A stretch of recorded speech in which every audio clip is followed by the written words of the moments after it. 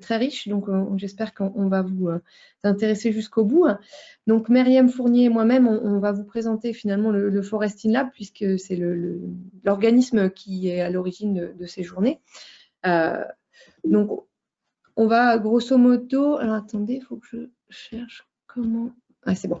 On va vous parler d'abord des enjeux et du contexte de cet InLab. Je ne reviendrai pas sur la question des InLab au sein d'AgroParisTech parce que Chloé Tancam tout à l'heure nous en a beaucoup parlé. Donc moi, je passerai cette question-là. On s'inscrit évidemment dans la charte des InLab d'AgroParisTech.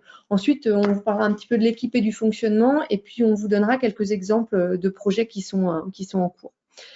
Donc, pour commencer, le contexte et les objectifs de notre InLab, c'est grosso modo les nouveaux contextes forestiers qu'on voit émerger ces dernières années, qui sont à la fois des contextes en termes environnemental notamment, qui incitent les forestiers de métier, les propriétaires et puis les acteurs du monde forestier à s'interroger sur les pratiques et les usages en forêt. Donc évidemment la question de l'adaptation et du renouvellement, l'adaptation des forêts au changement climatique et du renouvellement de ces forêts en cas de crise. Il y a aussi tout un tas de nouveaux contextes sociaux. Mathieu tout à l'heure a parlé il a qualifié ça des soi-disant d'interpellation du grand public sur la gestion forestière. Bon, c'est des choses qu'on a pu observer nous-mêmes et qu'on voit monter progressivement avec des gens de la société civile qui interpellent à la fois les décideurs publics, les élus de communes forestières et les agents de terrain gestionnaires et propriétaires sur ce qu'ils font et les décisions qu'ils prennent en termes de gestion sylvicole. Et on voit bien que c'est quelque chose qui monte et qui interroge de plus en plus justement ce que je disais tout à l'heure, les pratiques. Et donc l'idée derrière, évidemment, se pose la question de comment faire pour préserver les services écosystémiques de la forêt sans en mettre certains au pas vis-à-vis des autres et poursuivre cette intention qui est celle de la forêt française, c'est celle de la multifonctionnalité. Donc tout ça nous amène à penser qu'on a besoin d'innovation qui soit concertée et d'innovation qui ne va pas simplement être pensée au niveau des praticiens ou des scientifiques, mais aussi au niveau des gens de la filière et des acteurs des territoires, dans lesquels on intègre aussi les gens de la société civile, les associations de citoyens et ce genre de choses. Donc vraiment de l'innovation concertée et ouverte. D'où l'idée de ce Foresting Lab comme étant un tiers-lieu facilitateur d'innovation. Donc tiers-lieu, on est plusieurs à avoir mobilisé ce terme dans la journée, mais c'est vraiment l'idée d'avoir un espèce de lieu qui soit à la fois un espace localisé, mais aussi un espace mouvant, qui soit un espace d'interaction et qui soit pas forcément, qui soit vraiment ouvert à l'ensemble des acteurs et des parties prenantes autour des questions et des enjeux forestiers. Et donc, le Foresting Lab, c'est aujourd'hui une infrastructure en tant que telle, mais c'est aussi une mission de l'UMR Sylva, une mission transversale de l'UMR Sylva. C'est également un lab thématique du Lorraine Smart Cities Living Lab dont nous a parlé Laurent Dupont tout à l'heure. Et puis, ça fait partie, comme je l'ai dit, des InLab d'AgroParisTech. Donc, je reviendrai un petit peu sur la question de qui est le Foresting Lab juste après, avec des enseignants-chercheurs, des jeunes en formation et tout un système d'acteurs qui finalement est celui dont on a pu avoir une idée par les présentations d'aujourd'hui. En tout cas, c'était l'objectif qu'on se donnait, c'était vraiment de pouvoir accompagner finalement les acteurs, notamment les acteurs des territoires, dans des formes d'innovation co-construites avec ces acteurs et qu'on puisse être interpellés soit par des gens de ces territoires, soit par des scientifiques, soit par éventuellement des élus, des politiques publiques qui s'interrogent sur certains enjeux de la forêt et qu'on puisse accompagner finalement la réflexion de ces personnes en termes d'innovation concertée. Myriam, je te laisse reprendre la main à partir de là, ou je te laisse prendre la parole en tout cas.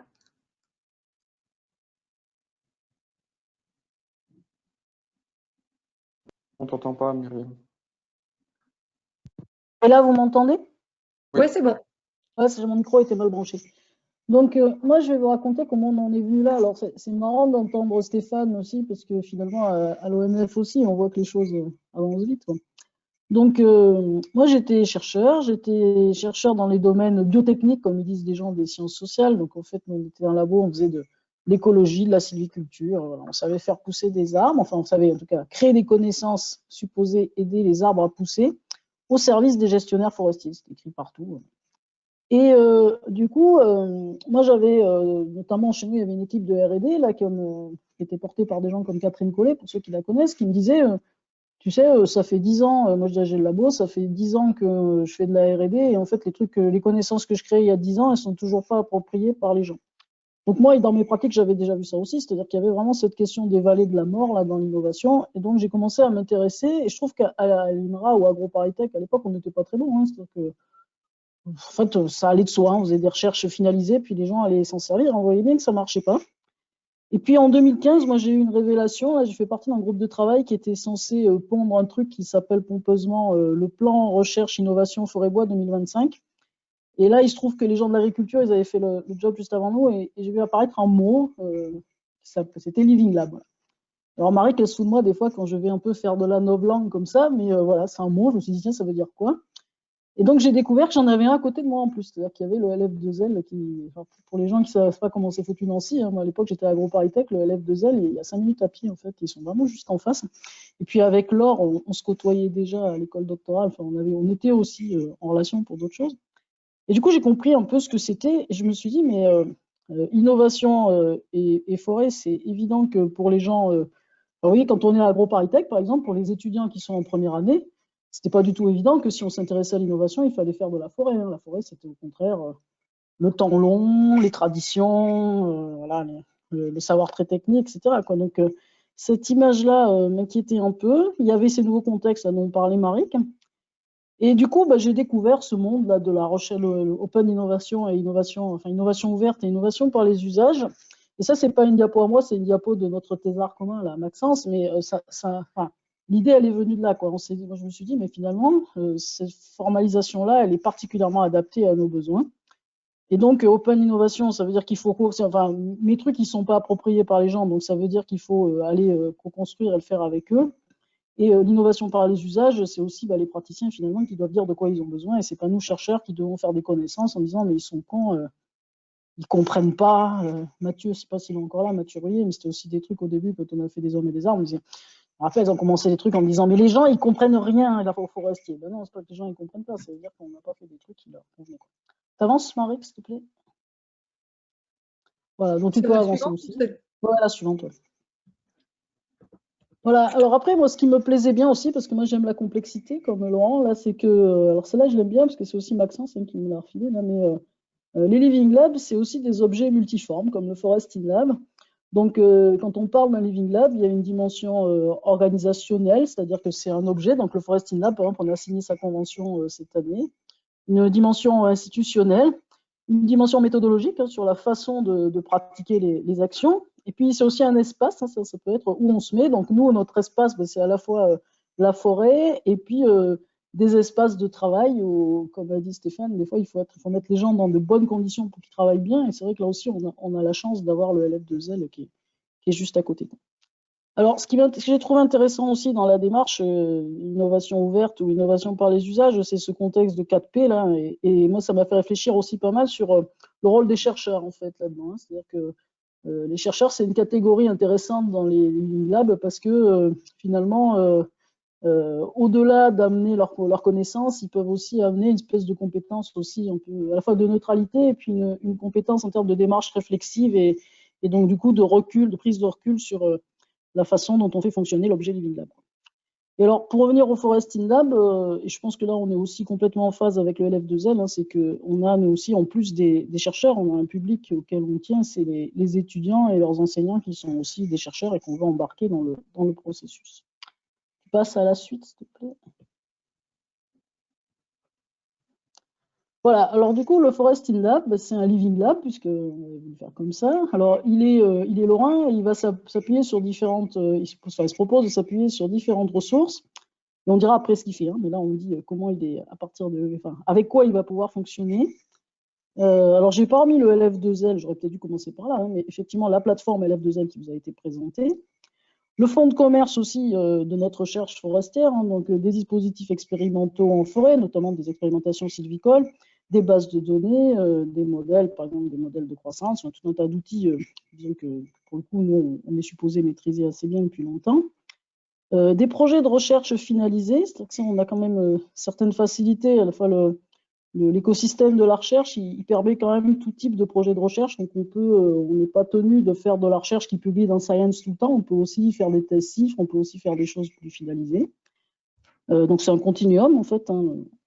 L'avantage, enfin, un intérêt aussi qu'on a dans l'écosystème lorrain, c'est on a des infrastructures de l'innovation qui sont, on n'a pas besoin de réinventer ça, c'est-à-dire on a un pôle entrepreneuriat étudiant qui est très bon, on a un incubateur qui accompagne des éventuelles startups issues de la recherche qui est aussi très bon, on a une SAT, je ne sais pas si elle est très bonne, mais en tout cas elle existe, et donc voilà, on a tout ce qu'il faut, et cet écosystème-là, c'est clair qu'on ne va pas le réinventer. On a un truc très original qui vous a été présenté, c'est la plateforme de sciences participatives Tous Chercheurs.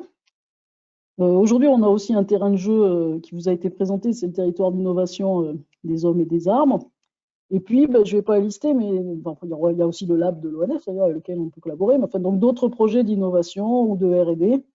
Un projet, par exemple, sur l'émergence de filières bois-chimie, extra-forest, des projets divers, des ateliers sur l'adaptation des forêts au changement climatique. Donc, il y a un contexte assez bouillonnant et surtout des ressources, en fait, hein, qui nous permettent de travailler. Marie? Ouais. Donc moi, je reprends la main sur la présentation. Donc là, je vous présente l'équipe du Foresting Lab. Avant de rentrer dans la présentation des gens, je reviens sur un des éléments de Myriam sur la question de l'officialisation d'une certaine façon de la création de ce Foresting Lab. Donc effectivement, la convention, elle a été signée entre 3 partenaires qui sont les membres fondateurs donc, du Foresting Lab, que sont AgroParisTech, INRAE et puis l'Université de Lorraine, notamment le laboratoire de Laure Morel, l'ERPI. Et donc, on a réfléchi à un mode de gouvernance entre ces 3 organismes. Et puis, le Foresting Lab va se doter dans les semaines qui viennent. Enfin, on va réunir un comité de pilotage qui sera donc composé des représentants de ces organismes, puis tout un tas d'autres représentants de nos partenaires, en tout cas.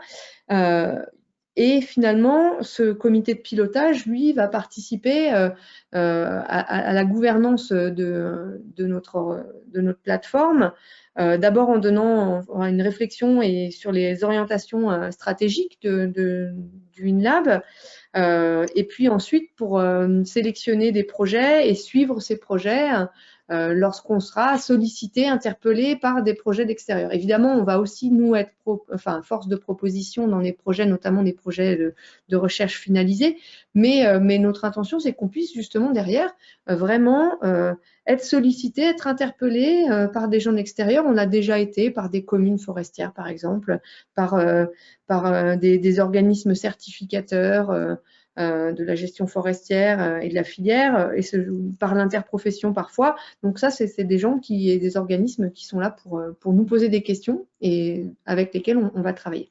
Donc pour ce faire, pour travailler, on a toute une équipe dont vous avez déjà vu certaines personnes, donc Myriam et moi, Jonathan Langlais qui co-anime la journée aujourd'hui, qui est donc géographe et ingénieur forestier, qui est AgroParisTech, toujours à l'UMR Sylva, Myriam Leguet en tant que directrice du campus AgroParisTech et Laure Morel pour l'Université de Lorraine en tant que directrice de l'ERPI. Et puis on a un certain nombre donc ça c'est l'équipe permanente, et puis on a des collaborateurs plus ponctuels, on va dire. Donc Marc Girard qui co-anime aussi la journée aujourd'hui, qui est ingénieur d'études chargé de mission sur le projet Sans Tête dont je vais vous parler après, et puis un certain nombre de doctorants. Maxence Arnoux, dont vous avez déjà entendu parler et dont on présentera le projet aussi, Nathalie Carole, qui est doctorante au CEREFIGE et à l'UMR Silva en co-tutelle. Et puis, avec le même rattachement, on a Frédéric Bonin qui, lui, commence une thèse aussi sur les questions, finalement, les thèses de Nathalie et de Frédéric portent surtout sur la conduite du changement, finalement, dans les organisations, et là, sur des acteurs forestiers tels que l'ONF ou plus globalement dans le milieu forestier dans son ensemble. Donc ça, c'est pour vous montrer un petit peu quelles sont les personnes qui interagissent, qui interviennent en tout cas dans nos travaux. Et donc maintenant, qu'est-ce que fait le Foresting Lab? On a plusieurs activités, plusieurs types d'activités, des activités assez classiques dans les InLab AgroParisTech, et c'est l'accueil et l'accompagnement de porteurs de projets. Donc ça peut être des startups, des projets entrepreneuriaux, des projets de médiation scientifique, des projets pédagogiques de recherche, des associations. Donc là, je vous ai mis quelques exemples. On a la société Forestis de Georges Potcher, qui a été incubée récemment par le Foresting Lab. Donc, Georges, on lui a essentiellement proposé un accompagnement en termes de mise à disposition de réseaux.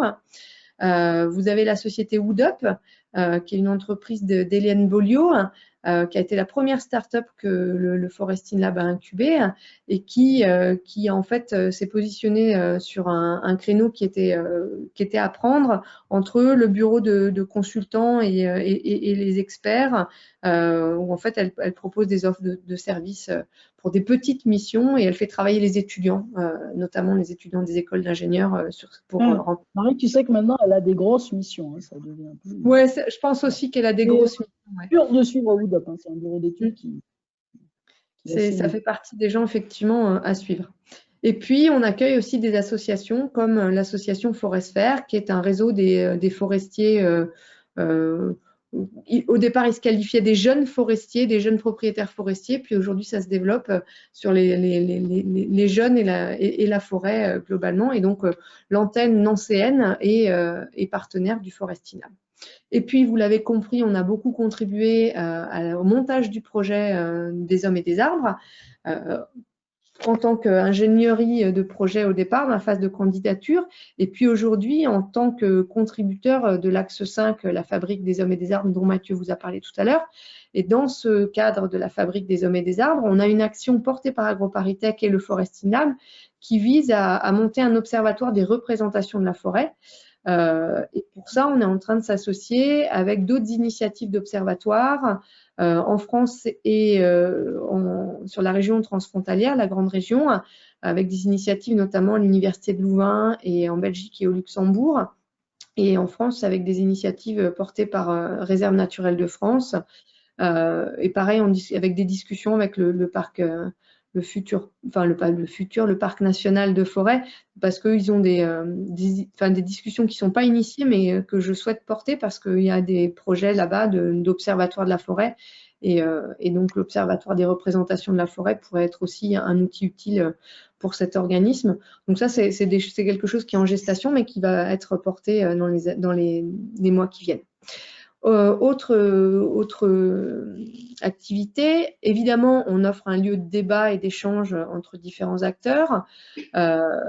On est aussi, et ça j'ai oublié de le rajouter sur la diapositive, comme le présentait Chloé Tankam tout à l'heure, on met aussi au service de l'innovation nos étudiants dans le cadre de projets et de modules de projets pédagogiques et de modules d'enseignement, avec pareil une commande en termes de compréhension d'un territoire et de ses jeux d'acteurs et d'accompagnement de ce territoire dans un projet particulier. Donc ça, c'est quelque chose en plus dans nos activités. Et puis, on a des animations d'approche participative plus globalement.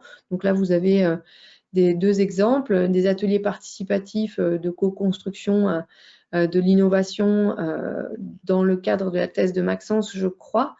Et puis des rencontres organisées par le Foresting Lab dans le cadre de la médiation scientifique et notamment de quelque chose qui est porté par Pascal Freclet et Annick Brun-Jacob de l'Université de Lorraine, qui s'appelle Expérimentarium, où l'idée c'est de faire de la médiation scientifique et puis de savoir parler avec des mots simples de sa recherche à des publics de non spécialistes. Et là, donc, on était dans des classes de CM1, CM2, c'était il y a 10 jours, je crois. voilà. Et puis, dernier élément dont Myriam a pu vous parler un petit peu déjà, c'est l'intention de développer des programmes de recherche-action, programmes qui sont en partenariat avec différents types de sciences humaines et sociales, et puis des sciences de l'innovation, des sciences de l'ingénieur, et parfois aussi des sciences du vivant. Et l'idée, c'est de comprendre et penser les changements plutôt organisationnels, mais ça peut être aussi des changements techniques ou ce genre de choses. Donc, on a les thèses en cours dont je vous ai parlé. Bon, Jonathan, il termine sa thèse. Là, on peut dire qu'il est plus thésard parce qu'il la soutient le 7 décembre, donc c'est sous peu. Nathalie Carole, Maxence Arnoux et Frédéric Bonin. Donc là, vous avez leur sujet de thèse, mais je vous en ai parlé tout à l'heure comme membre. Tout n'est pas de la recherche-action, hein, quand même, là-dedans. Qu'est-ce que tu dis? Je dis tout n'est pas de la recherche-action là-dedans. Je pense que Maxence Arnoux fait de la recherche-action, les autres, ils font de la recherche tout court, quoi. Avec une forme de enfin, c'est de la recherche un peu finalisée quand même derrière, quoi. Mais effectivement, c'est pas de la Moi, recherche. je pense que le point commun, en fait, c'est des thèses qui sont initiées, on va dire, par les sciences forestières ou par le monde de la forêt, et qui vont chercher, par rapport à des questions qu'on n'arrive pas à résoudre dans l'UMR-SILA, qui vont chercher des partenariats justement dans des sciences sociales, des sciences de l'innovation. Il faut faire un peu attention parce que recherche-action, la thèse de Nathalie Carole ou de Frédéric Bonin, c'est pas tout à fait de la recherche-action. Voilà. Ça marche.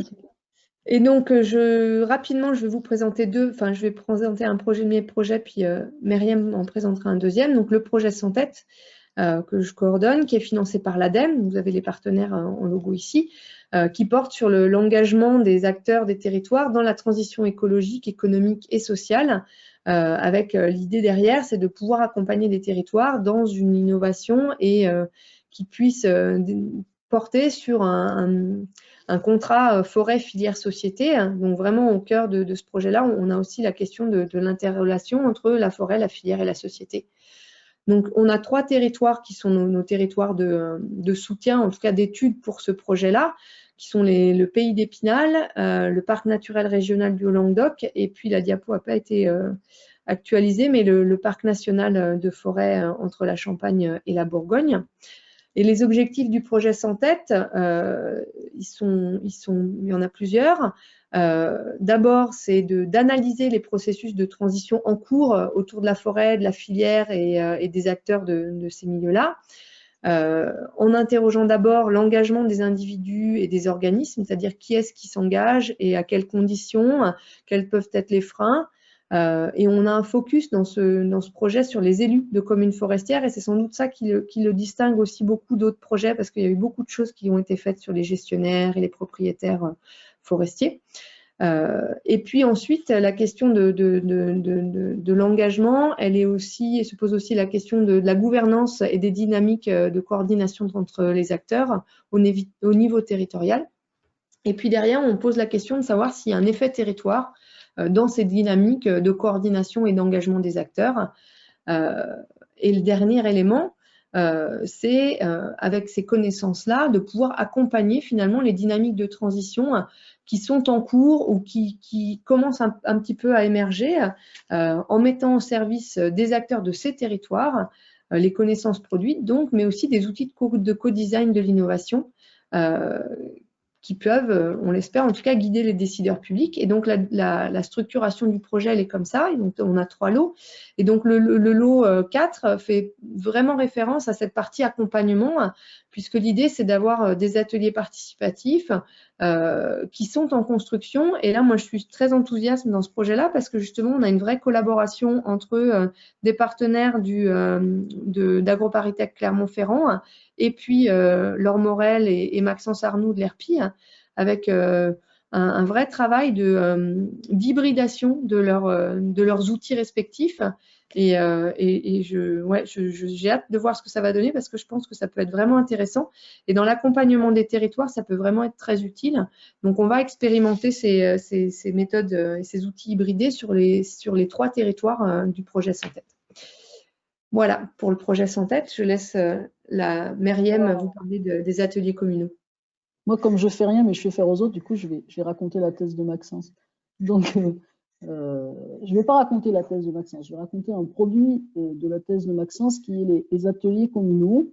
Alors, la thèse de Maxence, elle porte sur une réflexion et une exploration en mode recherche-action du potentiel de ces méthodes d'innovation ouverte et d'innovation par les usages, des Living Labs.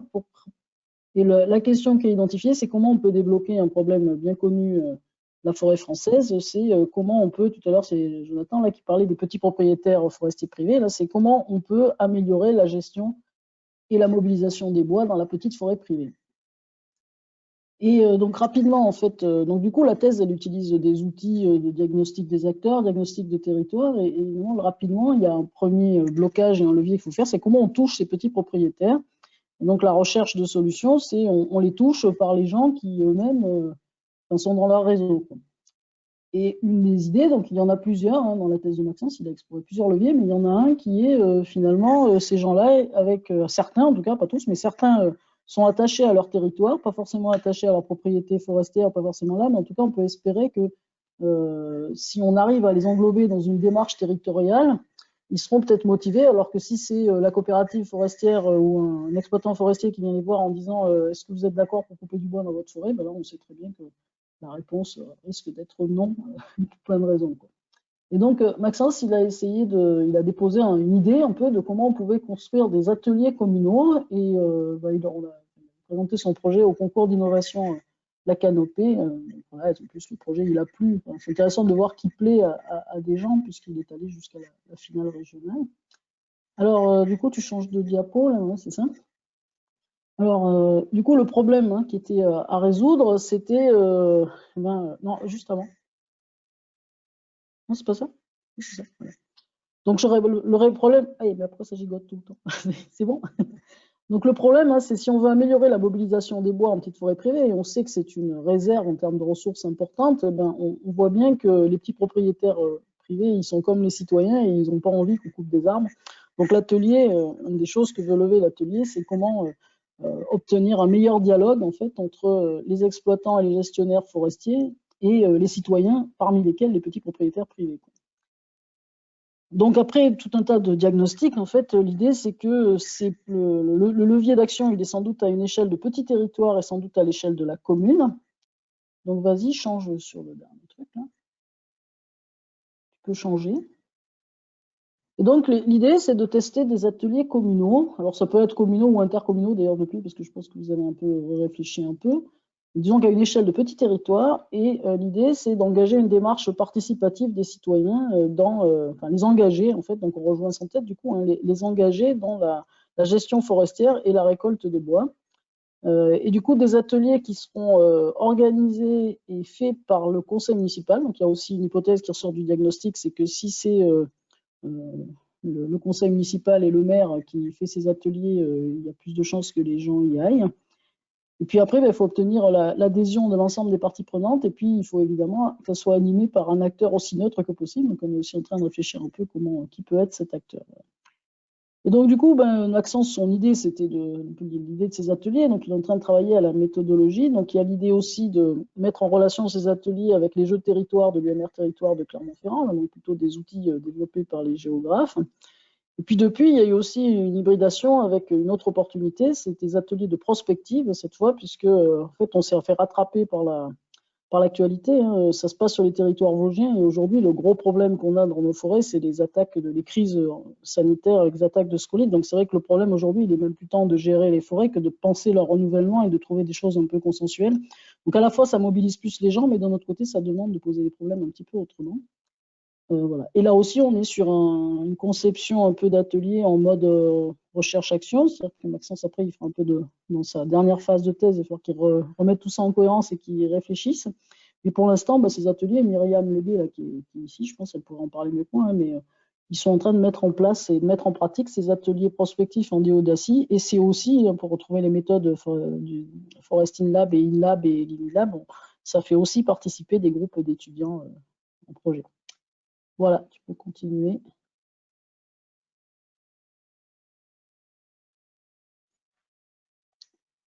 Voilà, donc la conclusion un peu de la thèse, là, c'est... non, ça c'était à toi, mais c'était pas à moi, ça. Ça sort cette diapo. Elle est à toi, je pense. Si, non, elle est à moi, bon, peu importe. Donc les deux Ouais, projets, que ça soit sans tête. Oui, non, mais t'as raison, ça doit être à moi. Enfin, c'est une conclusion un peu sur les deux projets. C'est-à-dire que c'est la réflexivité, réfléchir un peu sur l'engagement et la place des forêts dans la transition écologique. Ces méthodes qu'on met en place de diagnostic des acteurs, des territoires, cette mobilisation de sciences assez variées. C'est vrai que le problème de l'adaptation au changement climatique, c'est vraiment un grand défi, un global challenge là, qui nous amène vraiment au cœur de ce qu'on voudrait faire. C'est-à-dire ça demande vraiment de coupler des questions assez complexes d'écologie, d'économie, avec du long terme, avec de l'incertitude, etc. Et puis, euh, et puis les sciences sociales dont on vous a parlé, quoi.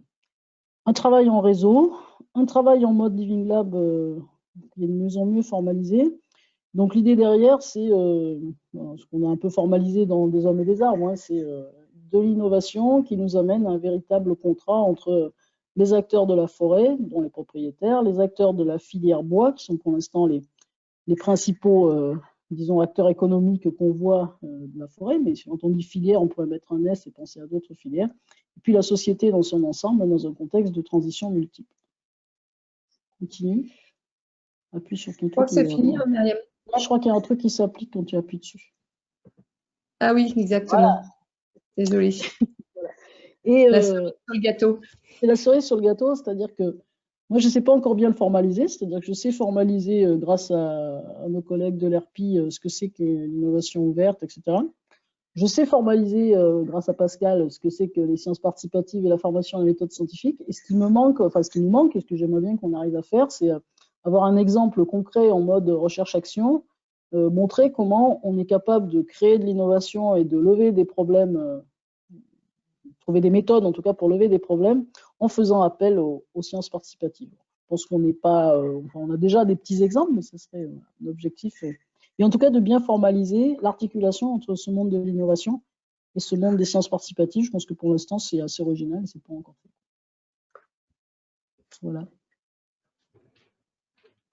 Ben, merci à vous. Merci Myriam pour cette présentation en duo. Et puis si vous avez des questions, je vais arrêter mon partage d'écran. Mais Alors, je vais regarder s'il y a des questions. Alors, il y a une question de Anne Stenger. Alors, désolé parce que dans mon onglet questions, tout s'affiche dans le désordre. Il y a même plusieurs questions.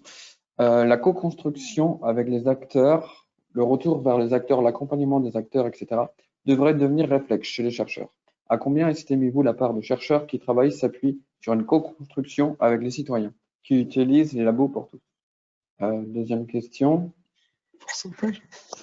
Pouvez-vous nous donner des exemples de retour de co-construction vers les citoyens? Troisième question, alors là qui s'adressait plus à la présentation précédente de Stéphane Godard, qu'on pourra parler dans la table ronde. Présentation ONF. Quels sont les outils critères d'appréciation d'une coopération durable? Quatrième question, question sur le caractère opérationnel du Foresting Lab. Si au cours d'une recherche, un rapprochement avec les acteurs doit s'effectuer, est-ce que le lab peut accompagner la recherche et de quelle manière? Alors attends, redis-nous la première parce que je ne les ai pas notées, du coup je ne sais plus. Ouais, La première, c'est un petit peu vite en plus. C'est la Alors, proportion de chercheurs qui se la Ouais, proportion de chercheurs qui co-construit, moi je la connais pas, mais je suis sûr qu'il y a des gens, il faudrait faire de la biblio, parce que je suis sûr qu'il y a des gens qui se sont posés cette question-là. On peut dire autour de nous, en tout cas, je pense qu'elle est assez faible. Et à la limite, moi, il y a des cas, ça me dérange absolument pas quand des gens font de la recherche dite fondamentale. Hein. C'est-à-dire que moi, dans la recherche, ça m'est arrivé. Hein. Je peux dire, moi, mon job, c'est comme un artiste. Hein. Un artiste, il crée des œuvres d'art et voilà quoi. Donc moi, je crée des connaissances et puis voilà, ce qui m'anime, c'est le grand frisson de la découverte. Et je peux des fois avoir cette posture-là, ça me gêne pas. Donc dans ce cas-là, il n'y a pas de co-construction. Hein. Je suis dans mon job et puis je fais mon boulot. Mais par contre, moi, là où je trouve qu'on n'a pas le droit, c'est qu'on ne peut pas dire qu'on fait de la recherche finalisée pour les gens sans faire de la co-construction à un moment, parce que là, pour le coup, je suis sûr qu'on se plante. Laure, elle dit techno-push, là, mais c'est en fait, on crée des outils, puis on dit que ça vous intéresse, puis les gens ils disent rien, parce qu'ils s'en foutent. Puis des fois, on arrive à des quiproquos qui sont hallucinants, c'est-à-dire qu'on a des relations des réunions entre chercheurs et usagers potentiels de la recherche. Et en fait, l'usager potentiel, il dit oui au projet parce qu'il croit que ça vous fait plaisir en tant que chercheur. Et le chercheur, il se fait violence pour ne pas faire de la recherche qui publie ou de la recherche dite fondamentale parce qu'il croit qu'il va servir son usager. Donc, on arrive à des trucs qui sont hallucinants. Donc, Moi, je pense que c'est sûr qu'il faut le faire et je pense en tout cas que, alors pour le coup, dans mon institut qui s'appelle INRAE, c'est insuffisamment fait. Et ce qui est sûr aussi, on en parlait avec Marie il n'y a pas longtemps, c'est qu'en forêt, on n'est pas en avance par rapport à des communautés d'agronomes.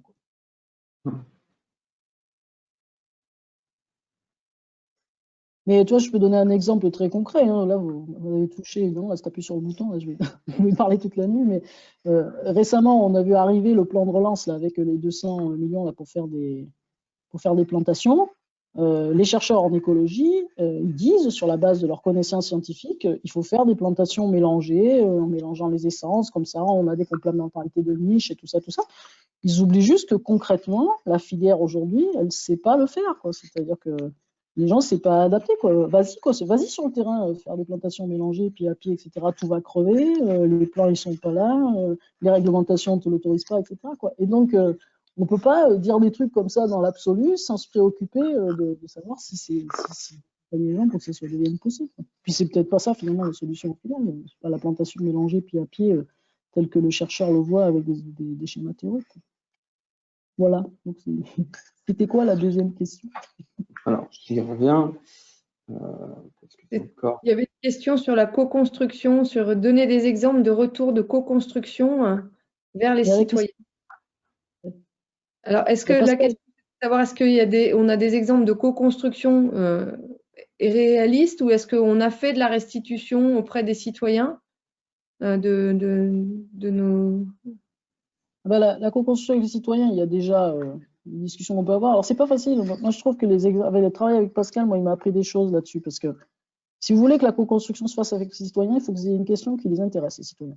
C'est sûr que la maladie de Lyme et se faire bouffer par les tiques, ça les intéresse, parce que derrière, ils sont malades et il y a des gros problèmes de santé. Leur demander s'il faut faire, je sais pas moi, s'il faut planter en ligne ou si il faut faire des révolutions de 200 ans pour le chêne ou 160 ans, même ça les intéresse moins. Voilà. Donc il faut trouver aussi des angles d'attaque. Moi, l'exemple que j'ai là, mais Maxence peut en parler mieux que moi, c'est on est en contact avec France Nature Environnement. Alors, c'est des citoyens un peu éclairés, hein, c'est des gens qui sont d'abord très investis dans la protection de la nature, mais en plus, le représentant de FNE de la forêt dans le Grand Est, la Patrice Dallot, c'est vraiment. Alors, c'est pas un forestier de profession, hein, mais c'est quelqu'un qui connaît bien.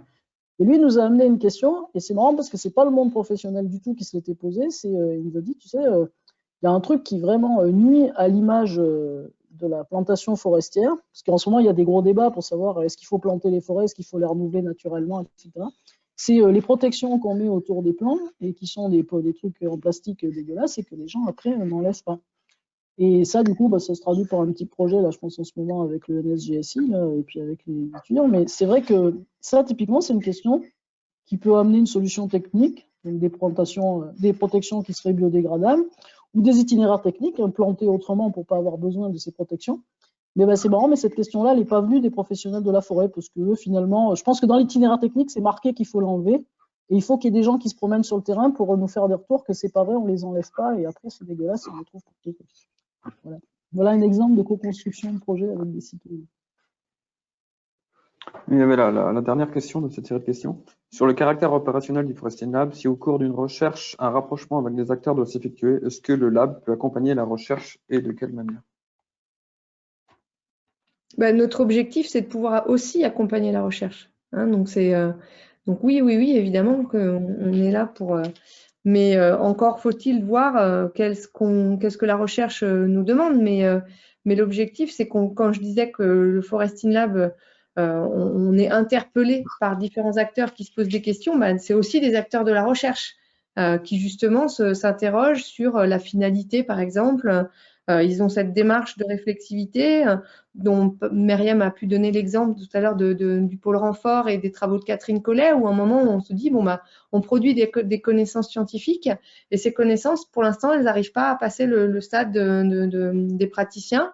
Donc on commence à s'interroger sur nos propres productions scientifiques et donc pourquoi pas mobiliser justement le Forestine Lab sur ces questions-là.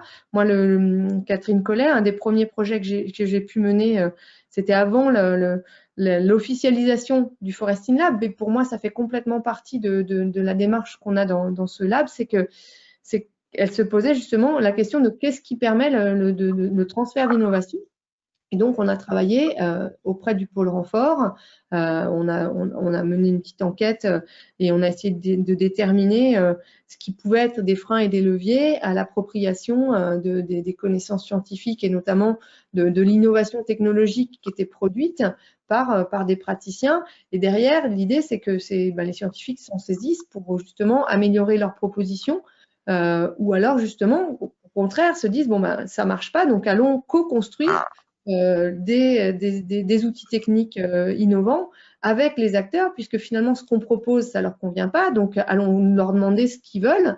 Et donc, il y a toute une démarche depuis de réflexion autour de quels sont les critères qui permettent de dire si ça correspond ou pas avec les attentes des acteurs, avec un développement d'approches multicritères enfin d'analyse multicritères. Et donc, il y a eu tout un mouvement comme ça qui a émergé de cette première constatation sur le fait que les innovations techniques proposées par la science, elles n'étaient pas appropriées. Donc oui, on est évidemment interpellé par. Oui, moi je pense que c'est même mon levier majeur en fait. Hein. La plupart des exemples qui me viennent en tête, c'est des questions comme ça en fait. C'est plus des questions de recherche où on bloque sur le transfert, comme on dit. Quoi. Voilà. Et donc à ce moment-là, tu finis par reprendre le problème à l'envers en disant c'est pas transféré. Il aurait fallu peut-être construire le produit avec l'usager avant de faire un produit puis de se rendre compte qu'il ne lui convient pas. Quoi. D'ailleurs, la question, plutôt la remarque de Myriam Leguet. Tant que la recherche utilisera le terme très agaçant de transfert des connaissances, c'est qu'on n'y sera pas encore. Ah, moi, j'ai horreur du mot transfert. J'ai deux mots quand j'ai horreur, c'est transfert et acceptabilité. Voilà. Parce que tu vois, le transfert, c'est je vous file le truc, démerdez-vous. Et puis l'acceptabilité, c'est putain, tu vas accepter. Oui. Donc voilà, dans les deux cas, c'est deux mots que j'aime pas. Mais bon, c'est des mots qui ont aussi qui ont des définitions et des contextes. Hein. On ne peut pas non plus les évacuer complètement. Mais effectivement, c'est pas terrible comme posture, on est d'accord. Et moi, je voudrais donner un dernier élément de réponse à une question qui a été posée là sur la question de savoir si le Foresting Lab était lorrain ou pas. Non, on a vocation enfin, on n'est pas territorial, hein, donc on a vocation à aller répondre à des interpellations qui peuvent provenir de n'importe où en France. C'est comme le LF2. À l'extérieur. On est lorrain au sens qu'on est intégré dans un site universitaire. Donc, ça nous amène un certain nombre de moyens. Donc, en particulier, ça nous permet d'émarger à des crédits éventuellement régionaux, des choses comme ça. Mais on n'a pas vocation à travailler pour le territoire lorrain, c'est sûr. Il y avait une autre question de Myriam, et puis peut-être après on va ouvrir la table ronde. Quelles sont les différences entre l'approche développée par Maxence et la démarche de charte forestière territoriale? Est-ce qu'une comparaison a été faite? C'est lui demander à Maxence, donc il faudra qu'il le fasse. C'est une bonne question en fait. Non, c'est une bonne question. Je pense que la différence peut-être c'est que dans le projet de Maxence, on va un peu plus loin sur la façon innovante de poser les questions, mais je pense que oui, il y a des tas de choses enfin, la démarche, elle relève un peu de la même chose, hein, je suis d'accord. Dans la manière d'aller plus loin, c'est la manière de considérer certains acteurs. C'est-à-dire dans une charte forestière de territoire, tous les acteurs sont au même niveau. L'objectif, c'est de faire marcher une filière avec des objectifs économiques. Alors, le point de départ de la thèse de Maxence, elle a c'est cette question effectivement de comment on mobilise la petite propriété privée en forêt. Mais derrière, c'est exactement ce que Laure disait tout à l'heure en parlant de la confiance pour aller chercher ces acteurs. Et je pense que la vraie différence dans les approches de Maxence, c'est qu'il y a un climat de confiance qui s'installe. Il y a une vraie écoute des propriétaires qu'on n'a certainement pas ou très peu dans une charte forestière parce qu'il faut considérer à la même hauteur tous les acteurs de la filière. Et je pense que le degré d'implication du chercheur, mais aussi la manière dont on pousse nos réflexions, elle va beaucoup plus loin dans les démarches Living Lab telles que Maxence les développe qu'une charte forestière territoire où finalement l'idée c'est d'essayer de faire émerger un consensus qui est souvent un consensus un peu mou et qui n'est pas forcément très innovant, je trouve, hein, selon les chartes forestières, mais il y en a quand même certaines que ce n'est pas très innovant. Alors que là, derrière, le travail de Maxence et du Foresting Lab globalement, on cherche cette plus-value quand même. Hein, Après, je pense aussi la différence, hein, c'est que dans une charte forestière, tu dois faire un projet sur qu'est-ce qu'on veut faire de la forêt du territoire en général, donc avec un plan d'action, quoi. Tandis que là, on essaye de toucher du doigt des questions, des blocages en fait, hein, pour trouver des leviers, quoi. Donc finalement, c'est un peu additionnel, c'est-à-dire on peut imaginer que les méthodes, les trucs testés par Maxence, ça rentrera dans la boîte à outils des chartes forestières du territoire. voulais juste une précision. Par rapport au Lorraine Smart City Living Lab, il y a un point aussi qui différencie, c'est que nous, on a voulu être labellisé par Enol, le réseau européen des Living Labs. Or, au moment de la labellisation où il faut déposer des projets, il y a quelque chose pour obtenir la labellisation, c'est qu'il faut être différenciant par rapport à des Living Labs existants sur un territoire de proximité. Et il fallait faire le choix entre, en fait, une vision territoire ou une vision plus produit, domaine d'activité. Et c'est pour ça que nous, à l'époque, parce que notre première démarche, elle date de 2007, effectivement, on n'avait pas eu trop le choix, vu qu'on ne voulait pas faire un living lab, par exemple, agriculture ou forêt, on aurait pu, je dis n'importe quoi. Le fait de le mettre Lorraine nous permettait d'accéder au territoire et c'était une requête de travailler en bonne intelligence avec des living labs aussi existants et à pas aller sur d'autres territoires. Donc ça, c'était une demande aussi du réseau Enol. Ce qui se pose moins dans le cadre de AgroParisTech, INRAE ou NF, parce que vous avez une propension, c'est la même organisation qui a des antennes un peu partout. Donc en fait, c'est ça qui vous permet aussi d'aller un peu sur tous les territoires. Mais voilà, je tenais à le préciser parce que c'était vraiment quelque chose qui est obligatoire pour nous pour obtenir la labellisation européenne et la garder.